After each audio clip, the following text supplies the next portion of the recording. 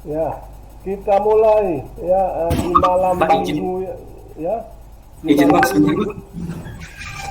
Kenapa? Iya, ini Pak. Ini mengenai absen Pak. Ada yang bilang bahwasanya di link yang saya kirimkan belum bisa Pak. Jadi mohon bentar ya Pak untuk Iya. kawan-kawan nih. Teman-teman ada kendala untuk absensinya? Tadi bisa kok. Udah bisa Komting. Udah. Aman Sudah bisa Komting. semua. Jadi kita bukalah pembelajaran yang ketujuh, ya ketujuh dan ke-8. Jadi saat ini kita belajar yang ketujuh aja dulu. Ya sebenarnya yang ke-8 itu menarik dia. Ya, pembelajaran yang ke-8. Jadi yang ketujuh aja lah kita masukkan. Kalau dia dua-dua dimasukkan nggak cukup nih waktunya. Ya mungkin kita begadang di sini ya kan untuk belajar anti korupsi. Ya, jadi kita masuk aja lah pembelajaran ketujuh. Jadi Bapak ya. Mohon maaf Pak. Kenapa? Pak, suara Bapak kurang kedengeran Pak. Suara Bapak kurang kedengeran, nggak kedengeran. Iya. Udah bagus suaranya?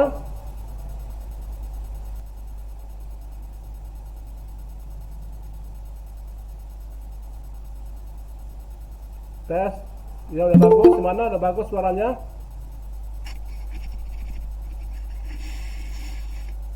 Udah bagus? Masih agak ngambang sih Pak suaranya Pak. Ngambang ya. Soalnya udah dihabisin ini apanya, volumenya. Udah habis sekali udah. Ya cuaca pun agak jelek kan. Gimana suara saya sudah? Pak bagus. Bagus ya. Ya. Jadi pembelajaran ketujuh ini ya ini kita pelajari materinya, kemudian nanti yang ke-8 saya rekam aja lah. Ya, rekam nanti kirim sama kalian. Ya, kita sekarang harus begitu ya. Peraturan baru ya, direkam pembelajarannya tanda bukti. Ya, itu kita kirim ke sana ke universitas. Jadi yang baru katanya ada yang baru baru masuk. Aduh Pak, saya baru bayar uang kuliah. Baru ngisi KRS. Ya, gimana ya? Tolonglah Pak. Ya udah, yang baru masuk kelas ini, yang baru ngisi KRS ya.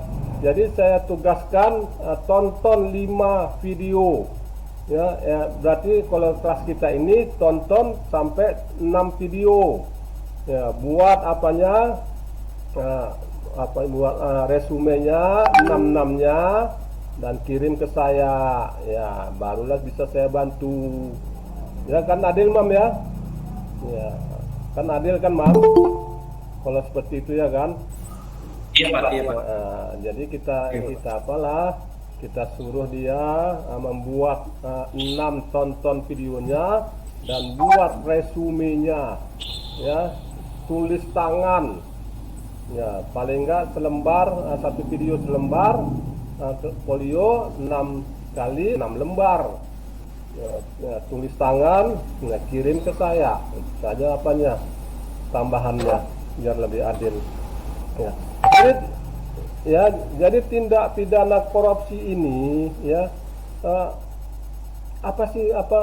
penyebabnya ya, penyebab kepala daerah itu ya, kepala daerah kan rata-rata masuk semua ya, enggak masuk semua sih, beberapa kepala daerah itu kan ya terjerat korupsi ya.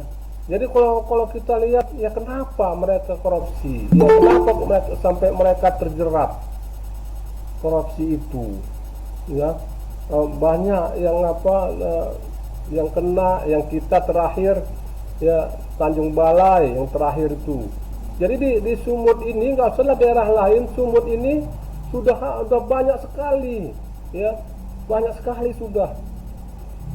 Jadi ibaratnya Sumatera Utara ini di level nasional itu sudah nomor 2 atau nomor 3 paling korup Ya, jadi pejabat-pejabatnya paling busuk. Itulah di Sumut ini. Ya, dari mulai wali kotanya hat-trick. Ya, 3 wali kota putus. Ya, mudah-mudahan ya wali kota ini enggaklah terjerat, mudah-mudahan. Ya, gubernurnya juga ganti-gantian. Yang pertama kena gubernurnya Samsul Arifin, naik wakilnya juga putus, korupsi juga. Jadi gimana kita di Sumut ini? Udah merah. Sebenarnya kalau kita bergaul kepada daerah lain paling malu kita. Dari mana, Pak? Dari Sumatera Utara. Dengan gagahnya kita katakan, wah, korupsi sana, Pak, ya. Iya. Belum hilang tuh, Pak, slogannya. Slogan apa? Semua urusan mesti uang tunai. Itu slogan itu belum hilang-hilang. Ya, jadi bagaimana kita untuk kedepannya? Ya. Jadi kalau kita lihat ya, gubernur, wali kota, bupati itu, ya, korupsi. Ya, penyebabnya itu rata-rata ya yang kita survei lah, kita lihat, kita teliti, ya, kita adakan penelitian. Ya, mereka itu korupsi itu yang pertama gajinya kurang. Iya, memang kalau gaji bupati, gaji wali gubernur, wali kota, ya kalau benar-benar dari yang legal itu memang kecil. Ya, tapi kan kita sebagai pemimpin ya suatu daerah, ya itu kan sudah tidak lagi memikirkan keuangan kita. Kita hanya bisa mengejar akhirat saja. Ya, kita tidak lagi memikirkan gaji kita. Ya, sehingga ya dengan begitu kecilnya gaji tadi, ya itulah dia. Capek aku ya, pilkada, sogok sana sogok sini, bayar mahar ke partai politik juga mahal. Ya, banyak yang dikeluarkan, ya itulah, terima gaji sekian.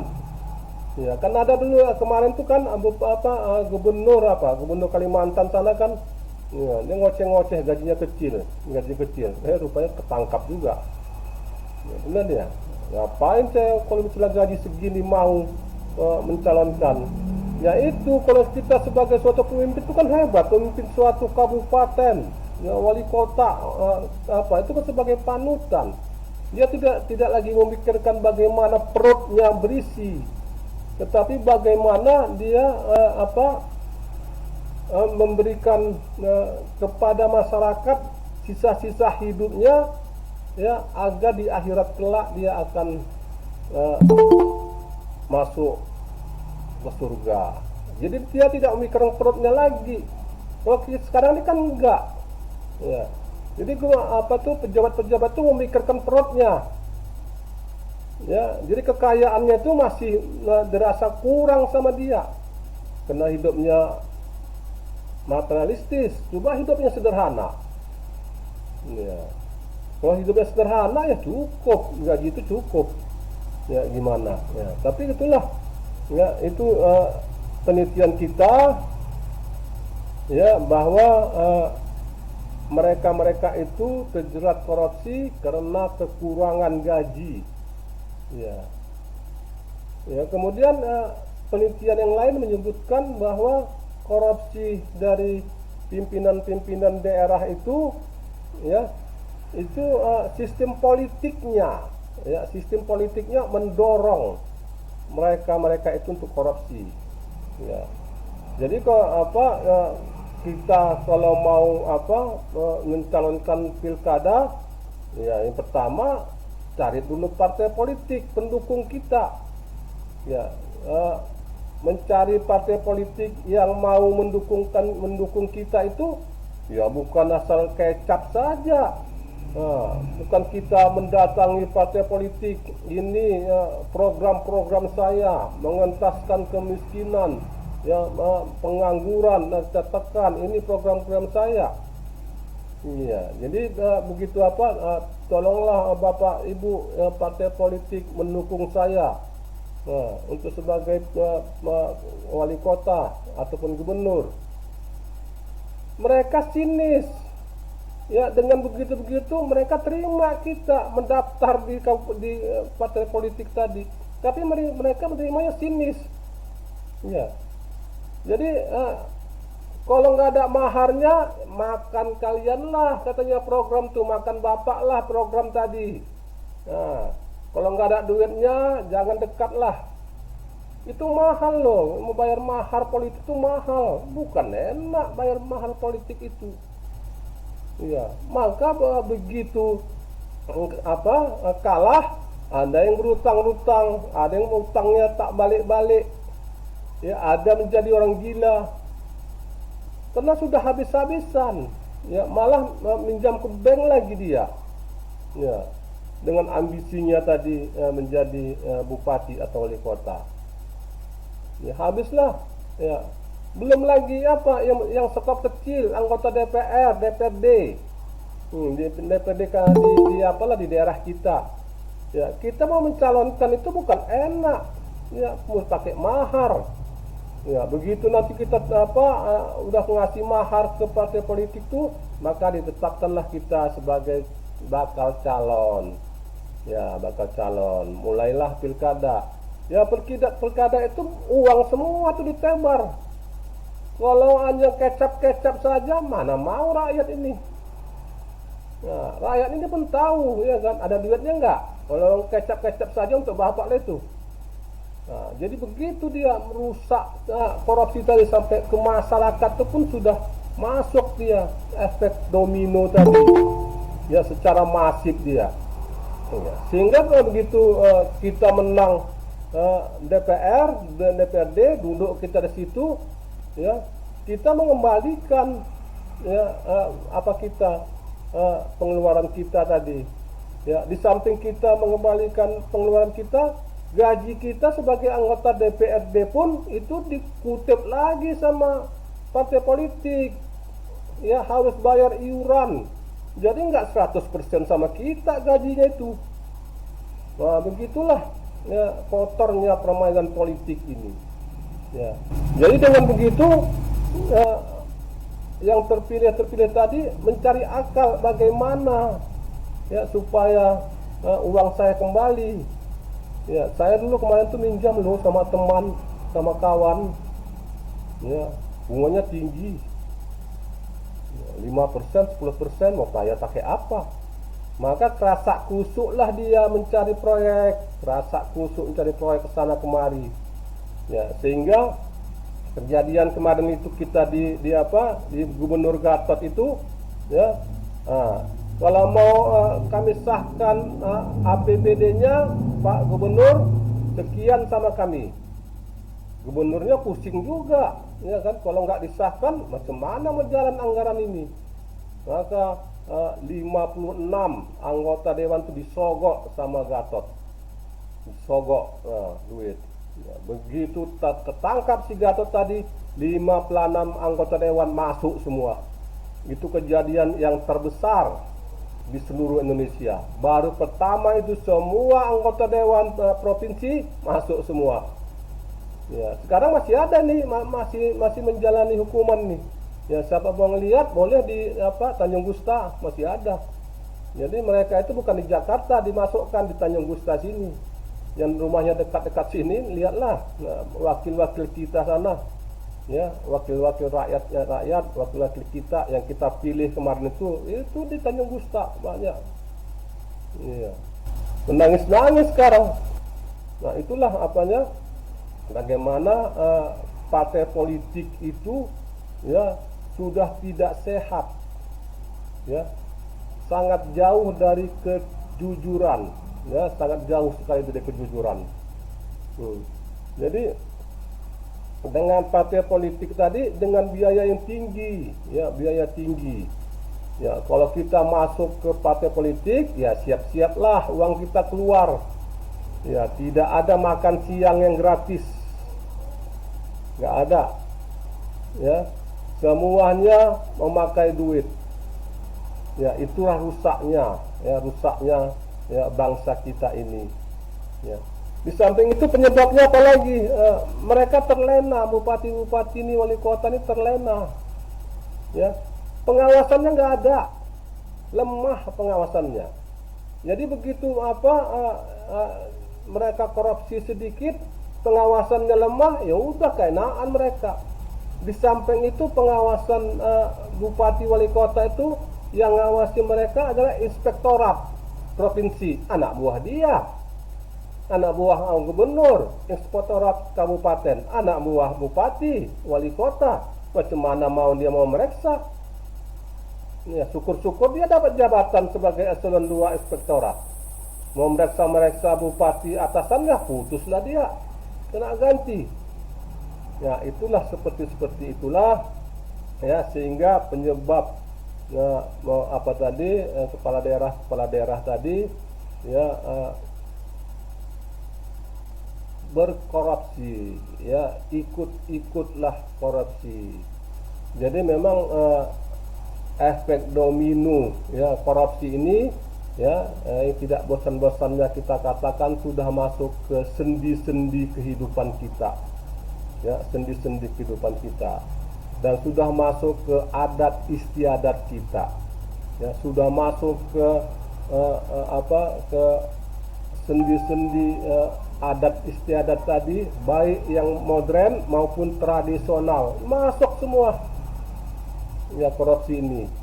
Ya, jadi bagaimana pemerintah itu sebenarnya sudah buat mengantisipasi korupsi ini, sudah dibuatnya lah aplikasi, dibuatnya lah keterbukaan sarana publik, ya dibuatlah undang-undang nomor 20 tahun 2019 kemarin tuh ya anti korupsi, ya banyak undang-undang dibuat ya. Tapi itulah kalau kita kaji undang-undangnya tadi terlalu lemah, ya tidak membuat orang jera akan korupsi. Ya, coba di undang-undang buat itu, siapa yang korupsi di atas 5M hukum mati, mungkin efek jera. Orang berpikir 10 kali untuk korupsi. Ini korupsi ber-MM korupsi cuma 3-4 tahun. Ya, korupsi paling lama 5 tahun.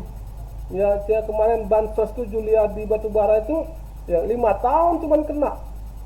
Ya, nanti dia masuk penjara 5 tahun, potong remisi, potong hari raya, potong hari besar, potong ulang tahun penjara. Ya, lama-lama tinggal setahunnya di situ. Paling lama 2 tahun dia di situ. Ya. Itulah jadi Jadi orang-orang ya udah biar aja, yang penting dapat 60M. Itu ya katanya yang korupsi itu dimiskinkan. Apa yang dimiskinkan? Setia Novanto tuh masih banyak lagi duitnya di luar sana. Banyak. Jadi enggak pala dimiskinkan. Ya, mereka masih bisa. Ya. Dan anehnya lagi undang-undang kita ini ya begitu dia korupsi sudah dihukum, begitu bebas bisa lagi nyalon jadi anggota DPR atau DPRD ataupun wali kota ataupun gubernur. Kan lucu. Ya di mana letak keberdosaan dia? Ya bisa dihapus. Ya, dengan pro dan kontra. Dia kan udah dihukum dengan kesalahannya. Ya bolehlah jadi jadi gubernur. Bolehlah, kan udah dihukum dia. Bolehlah jadi penyuluh anti korupsi. Ya, udah dihukum dia. Ditebus dia kesalahan. Kan enggak segampang itu. Orang-orang yang korupsi itu kan pribadi yang berintegritas tadi kan sudah tercemar. Sudah ibaratnya hatinya itu sudah luka, sudah tercemar dengan korupsi. Ya, ibaratnya kita ada luka kita sikit tergores. Ya, luka kita kena tersenggol, ya, berdarah sikit tergores. Ya, memang baik dia, ya baik pasti baik. Tapi kan cacat. Ya kan nggak bisa itu mulus seperti sedia kala. Nggak bisa mulus seperti sedia kala. kita lihat juga, oh ini luka nih waktu kena apa, ya, kena knalpot lah, kena knalpot kaki kita, ya kan baik-baik tapi kan berbekas sampai tua, kita berbekas kalau kena knalpot saja. Ya mam, kamu pernah kena knalpot mam? Ya mam, pernah kamu kena knalpot kakimu? Iya Pak. Iya, ya kan saya tahu aja kena knalpot, ya kan. Jadi walaupun dia sudah sembuh man, tapi tetap juga dia ada cacatnya. Sering juga kamu lihat, ini kena knalpot apa. Jadi begitu juga yang kena korupsi itu, walaupun dia sudah bertobat, walaupun dia sudah dihukum, tetapi hatinya itu sudah tercemar. Pribadi, integritasnya itu sudah tergadaikan. Ya. Jadi undang-undang kita yang mengatakan ya boleh sah-sah saja dia itu kalau mau menyalon lagi. Ya. Sah-sah saja. Ini si Setia Novanto ini sekitar 3-4 tahun lagi keluar itu. Padahal dia hukumannya 20 tahun. Bisa keluar dia nanti 3-4 tahun lagi keluar dia. Nyalon lagi dia. Siapa yang larang? Duitnya sudah banyak. Ya. Andi Malaranggeng dulu, Andi Malaranggeng tuh yang Demokrat, yang apa? Yang dia korupsi pemuda olahraga, Menpora, yang dia proyek atletik tuh berapa ini di korupsinya. Begitu dia kena dia 15 tahun, 4-5 tahun keluar dia udah sekarang duduk lagi dia jadi sekretaris Partai Demokrat, ya kan udah enak sekali, duitnya masih banyak, udah apa. Jadi undang-undang kita inilah yang membuat cilakanya, ya tidak ada menjadi efek jerah, ya. Jadi banyak kepentingan di DPR sana, ya merubah undang-undang tadi mereka yang merubah undang-undang, yang mau berat, mau yang ringan. Nanti kalau misalnya dibuat mereka undang-undang tadi berat, yang kena mereka juga anggota DPR tuh. Ya, anggota DPR tuh seperti yang saya katakan tadi, dia masih memikirkan perutnya. Ya, mereka tuh masih lapar. Jadi bagaimanapun mereka tuh mencari ya di mana-mana mencari-cari. Ya. Jadi kalau misalnya dibuat mereka undang-undang yang keras, ya temakan sendiri sama mereka. Itulah makanya tarik ulur undang-undang ini. Ya, jadi pro dan kontra undang-undang tadi. Jadi inilah yang diharapkan ini ya generasi kalian ini, ya generasi kalian ini, ya yang menjadi anggota DPR, menjadi anggota DPRD, yang membuat undang-undang, ya. Jangan lagi kalian memikirkan perut. Kalau masih memikirkan perut, nggak usah. Ya, nggak usah jadi wali kota, bupati, ya, jadi anggota DPR. Kalau memikirkan perut, ya.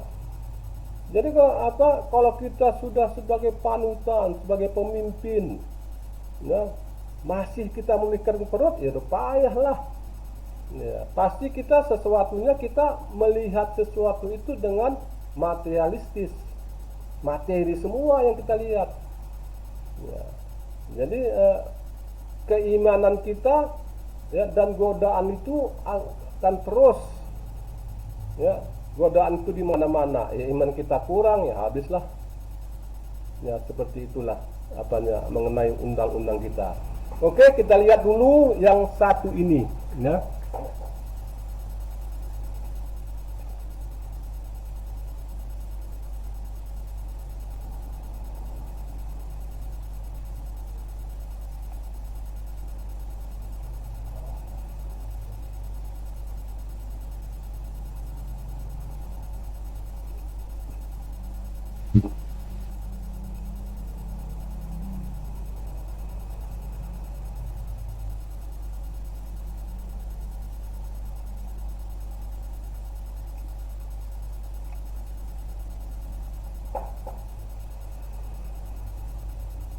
Ya, kelihatan kan? Kelihatan? Enggak, Pak. Ya? Nggak kelihatan? Belum. Udah Pak, udah Pak. Ya inilah ya perundang-undangan ya. Jadi ini agak lama memang apa? Agak ininya. Koneknya itu agak lama ya. Jadi undang-undang itu ya sejarah peraturan perundang-undang ini pemerintah sudah buat bagaimana delik korupsi dalam KUHP, pemberantasan korupsi, penguas perang ya, ada Undang-Undang Nomor 24 sampai dengan Undang-Undang Nomor 30 tahun 2002 ya, yang diperbarui dari Undang-Undang Nomor 19 tahun 2019 ya. Kemudian ada lagi Undang-Undang Nomor 7 tahun 2006 ya, Peraturan Pemerintah Nomor 71, Instruksi Presiden, banyak undang-undang dibuat ya. Tapi dalam undang-undang ini kita tidak menemukan ya, kita lihatlah, kita cermati dulu satu-satu. Jadi tindak pidana korupsi ini diatur dalam 12 pasal di dalam Undang-Undang Nomor 31 tahun 99 ya, Undang-Undang Nomor 20 tahun 2001. Jadi Undang-Undang 31 tahun 99 ini diperbaruilah dengan Undang-Undang Nomor 20 tahun 2001. Itu undang-undang itu terdiri dari 7 macam perbuatan utama. Apabila dijabarkan lebih rinci menjadi 30 bentuk perbuatan. Ya, hanya 2 dari 12 pasal dalam undang-undang tersebut yang berkaitan dengan kerugian keuangan negara. Ya, dan atau kerugian perekonomian negara. Ya. Jadi dalam undang-undang itu ya 7 perbuatan utama korupsi merugikan keuangan negara, ya, suap, penggelapan dalam jabatan, pemerasan, perbuatan curang, benturan kepentingan dalam pengadaan, dan gratifikasi. Ya. Itulah menurut undang-undang yang di atas tadi. Jadi, subjek hukum tindak pidana korupsi ya setiap orang yang meliputi orang perseorangan, siapa saja, setiap orang, pribadi, kodrati ya. Kemudian pegawai negeri, ya ASN.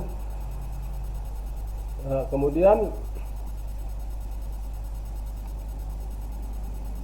ya.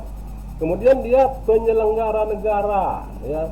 Penyelenggara negara menurut Undang-Undang 28 tahun 99, penyelenggara negara meliputi penjabat negara, ya, menteri, gubernur, hakim, pejabat negara lain sesuai dengan ketentuan peraturan perundang-undangan, pejabat lain yang memiliki fungsi strategis dalam kaitannya dengan menyelenggarakan negara sesuai dengan ketentuan perundang-undangan.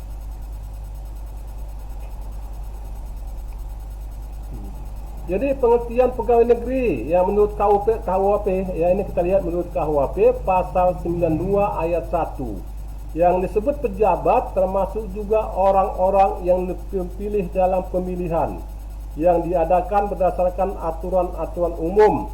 Begitu juga orang-orang yang bukan karena pemilihan menjadi anggota badan pembentukan undang-undang, badan pemerintahan yang sah ya.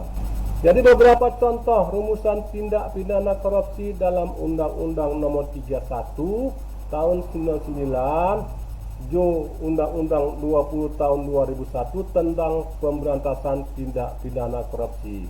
Jadi yang ribut-ribut kemarin tuh ini Undang-Undang Nomor 20 tahun 2001 itu yang direvisi mereka, yang anggota DPR tadi banyak yang direvisi mereka, sehingga orang mengatakan bahwa Undang-Undang Nomor 20 tahun 2001 ini adalah pelemahan dari KPK. Ya, jadi banyak yang beropini seperti itu. Ya. Jadi pasal 2 ayat 1 itu ya, setiap orang secara melawan hukum, melakukan perbuatan, memperkaya diri sendiri, ya, ancaman pidana 4 sampai 20 tahun penjara dan atau denda 200 sampai 1 juta miliar. Pasal 2-nya, apabila dilakukan dalam keadaan tertentu, pidana mati dapat dijatuhkan. Di sini ada pidana mati dapat dijatuhkan. Ya, tapi kita lihat, ya itu nggak pernah dilakukan. Ya kemarin itu Menteri Sosial itu banyak mengatakan ini udah kena dia pasal 2 ayat 2 ini. Ya dalam keadaan tertentu. Ini kan dalam keadaan Covid. Ya, banyak orang susah, banyak orang yang miskin. Ya, itu yang dikorupsinya itu bantuan-bantuan sosial. Dia dapat dipidana mati. Ya, dapat dijatuhkan apabila pelanggaran satu dilakukan terhadap dana penanggulangan keadaan bencana dan nasional, dana penanggulangan keadaan darurat, dana penanggulangan kerusuhan, dana penanggulangan krisis ekonomi atau moneter. Nah, ini kan sudah kena dari sini sebenarnya. Ya, di sini dia sudah kena dia untuk hukuman mati. Tapi kita lihat ya bahwa KUHP pasal 2 ayat 2 ini tidak diberlakukan sama dia, ya. Jadi jauh dari penanggulangan keadaan bencana. Padahal kita sudah bencana, ya keadaan darurat kita ini, ya banyak bukan lagi kita, seluruh dunia itu sudah keadaan darurat. Hakimnya tidak menuntut pasal 2 ayat 2 ini sehingga dia terbebas dari hukuman mati. Pasal 3, setiap orang dengan tujuan menguntungkan diri sendiri atau orang lain atau korporasi menyalahgunakan wewenang kesempatan. Ini ada ancamannya juga ada. Ya.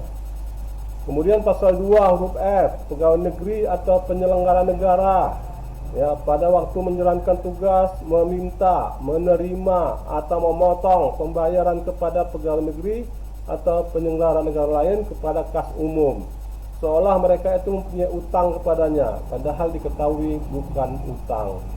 Ya, ini pasal 12B ayat 1. Setiap gratifikasi kepada pegawai negeri atau penyelenggara negara dianggap memberikan suap ya apabila berhubungan dengan jabatan dan yang berlawanan dengan kebijakan atau tugasnya. Ya. Jadi ini gratifikasi dasar pemikirannya ya, tidak sepantasnya pegawai negeri atau pejabat publik menerima pemberian atas pelayanan yang mereka berikan. Seseorang tidak berhak meminta dan mendapat sesuatu melebihi haknya sekedar ia melaksanakan tugas, tanggung jawab dan kewajibannya. Ini upaya penanggulangan kejahatan korupsi ya, jalur penal ya, kebijakan penerapan hukum ya, sifat penumpasan. Nah, ini jalur penalnya kebijakan tanpa hukum. Ya, itu bisa kita lihat ya bagaimana kebijakannya. Ya, upaya pencegahan tidak pidana korupsi ini bisa dilihat ya melalui pendidikan sekolah, perguruan tinggi PAUD, kampanye anti korupsi, ya, pemanfaatan teknologi dalam gerakan kampanye anti korupsi. Ya, kalau dia dari perguruan tinggi memasukkan kurikulum, inilah dia ya bagaimana pencegahannya, ya pencegahan korupsi tadi. Dan kita di sini adalah melalui pendidikan sekolah di perguruan tinggi, ya masuk dalam kurikulum, ya di sini kita beradanya. Ya. Kemudian kebijakan sekolah dalam menanam sikap korupsi di sekolah, ya, hasil penelitian terhadap SMK. Kebijakan sekolah, ya pendirian kantin kejujuran, menanamkan sikap jujur, membuat peraturan sekolah, keteladanan dari guru sekolah, menyisipkan sikap anti korupsi pada siswa di sela-sela pembelajaran. Ya, ini kalau kita lihat lagi nih pembuatan poster anti korupsi, ini bisa bisa dibaca nanti. Ya, ini yang saya katakan tadi, ya nilai-nilai anti korupsi tadi, ya ada 9 nilai. Ya, itu akan dipedomani ya sebagai role model.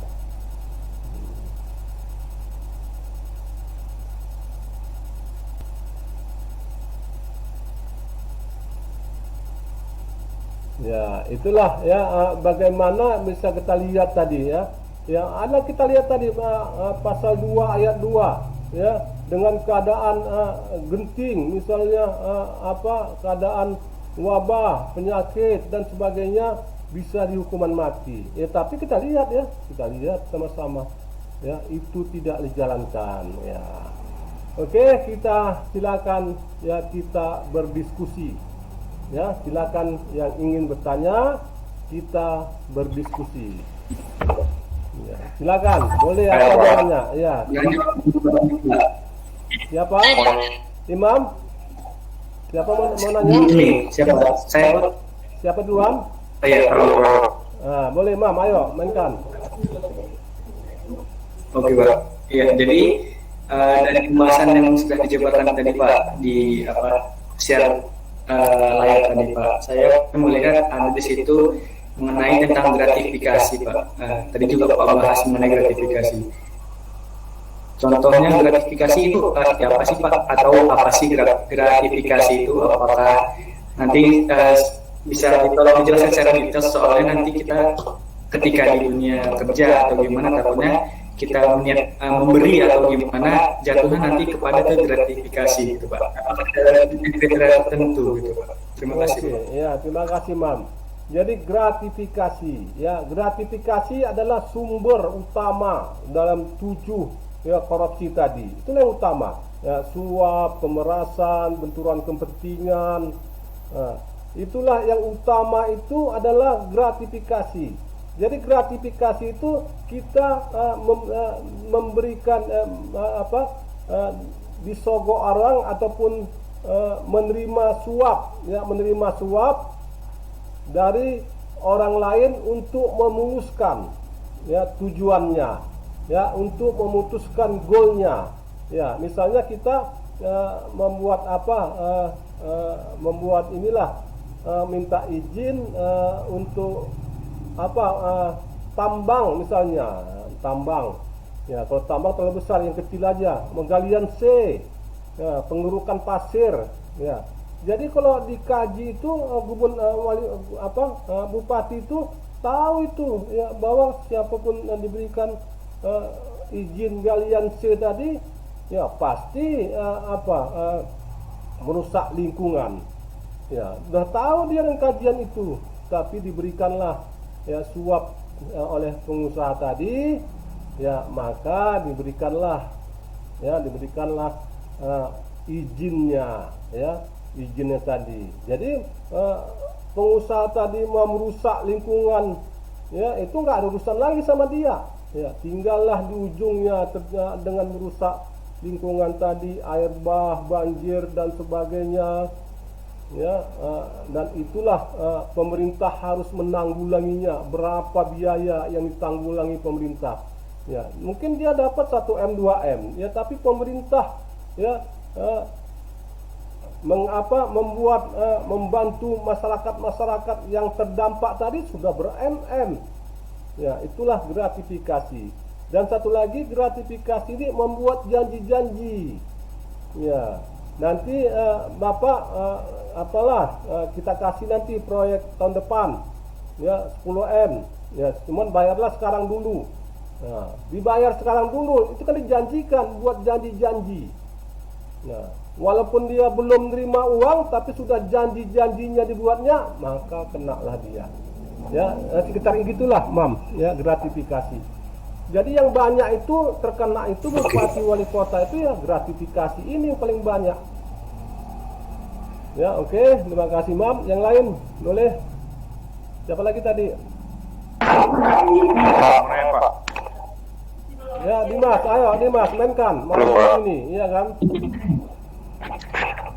Oke.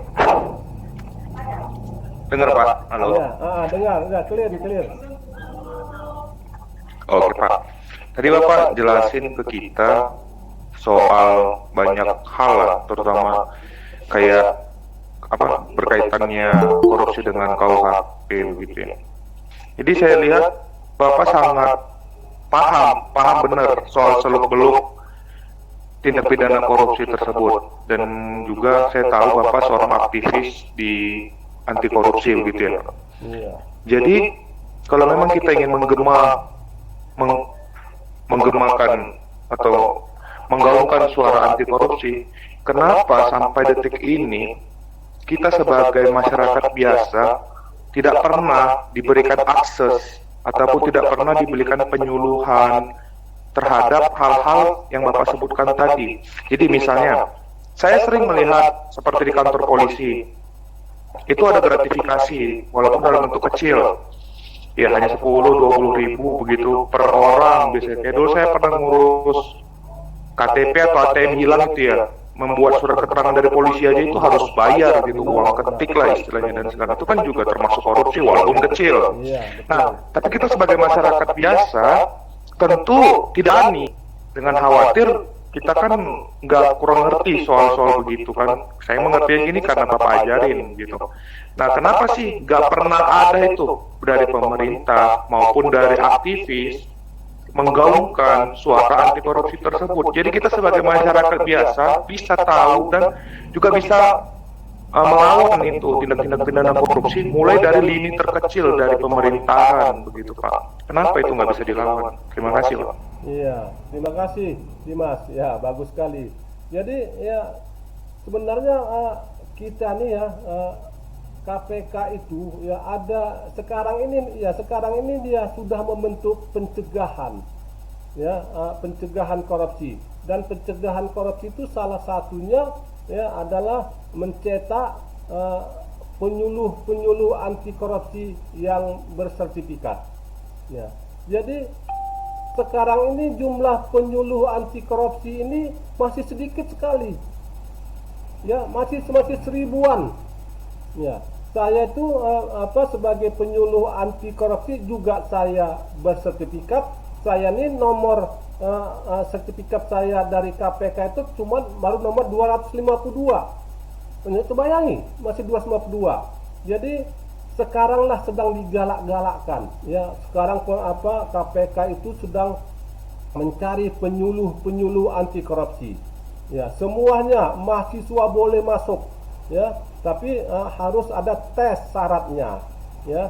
Kalian buka saja di ACLC KPK ya, apa itu penyuluh anti korupsi.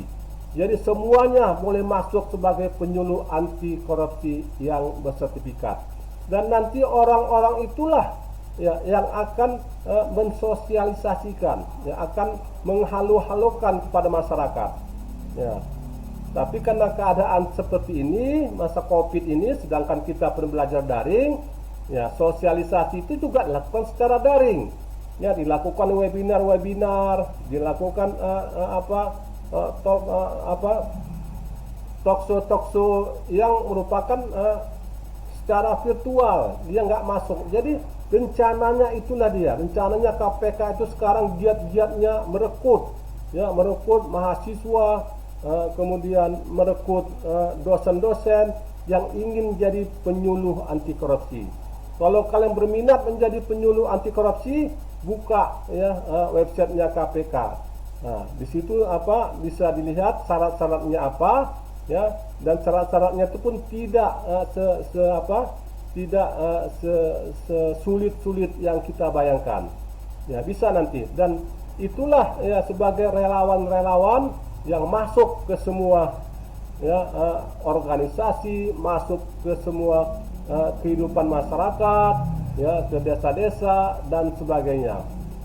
Dan ini kena COVID ini ya, kami juga kemarin rencana panjangnya, menengah dan rencana panjangnya ya, kami minta sama gubernur ya supaya orang-orang PNS itu yang ingin jadi pegawai yang mengikuti diklat harus masuk ya mata kuliah anti korupsi ya.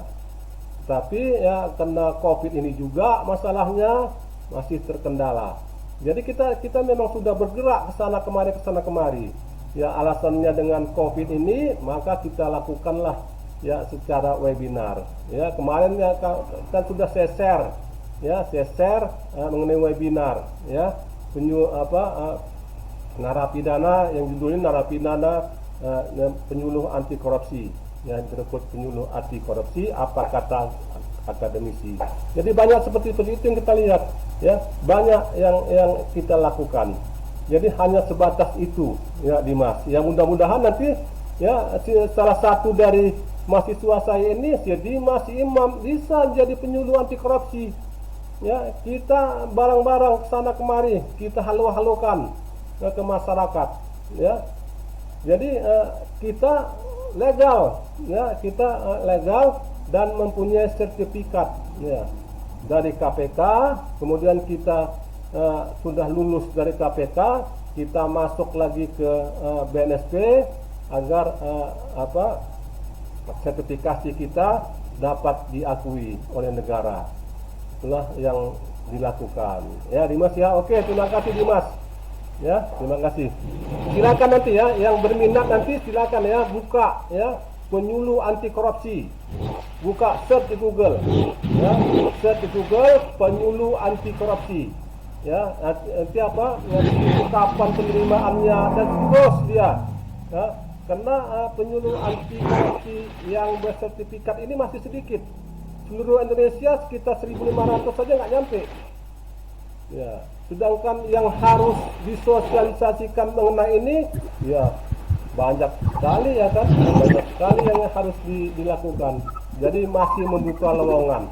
Silakan yang mau ke sana. Oke, terima kasih Dimas. Ada yang lain silakan. Mau izin bertanya, Fitri Pak. Yang perempuan dulu ya, Fitri, yang perempuan ya. Ayo yang perempuan dulu. Silakan. Begini Pak, agak berkaitan dengan yang dipertanyakan Bang Dimas. Kan faktanya yang kita lihat itu kalau misalnya contoh kasus pembuatan KTP, banyak pegawai yang memang menerima kayak upah atau pemberian dari orang mereka baru kerjain gitu Pak. Jadi kalau misalnya kita tahu, terus banyak juga yang tahu gitu kan Pak. Bagaimana seharusnya kita menyikapi hal itu? Kalau misalnya kita harus melapor kemana gitu? Apakah akan ada juga konsekuensinya kepada kita pelapor gitu? Terus tindakan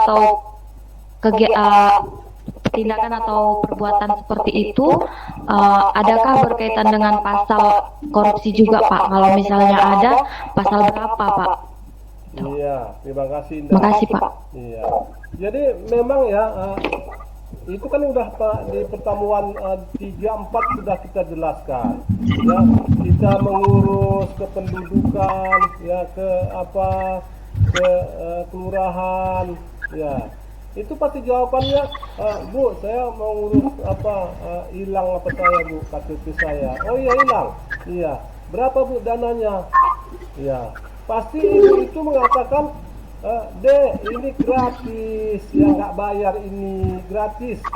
Ya, tapi biasanya orang membayar 100.000. Nah itu dia korupsi. Ya, jadi itu adalah pemerasan. Ya, pemerasan. Jadi macam mana cara menghilangkan itu? Ya, cara menghilangkan itu ya kalau tidak ada peraturan pemerintah tentang itu, jangan bayar. Kalau ada tertera di situ, ditulisnya di situ, ya untuk urus KTP sesuai dengan Perda sekian, UKK sekian, itu boleh kita bayar. Ya, konsekuensinya apa? Ya, konsekuensinya itulah indah. Ya, maka beratlah, lamalah siapnya. Maaf Pak, Fitri Pak, bukan Indah. Fitri ya. Jadi itulah lama siapnya. Ya, mereka pun begitu kita datang perangkat perungut dia udah siap Bu belum? Masih banyak lagi, bukan kau saja yang diurus ini. Itulah harus konsekuensinya kita terima seperti itu. Ya. Jadi apalagi sekarang ini di awal-awal ini, ya banyak orang-orang yang yang ibaratnya daya belinya jeblok.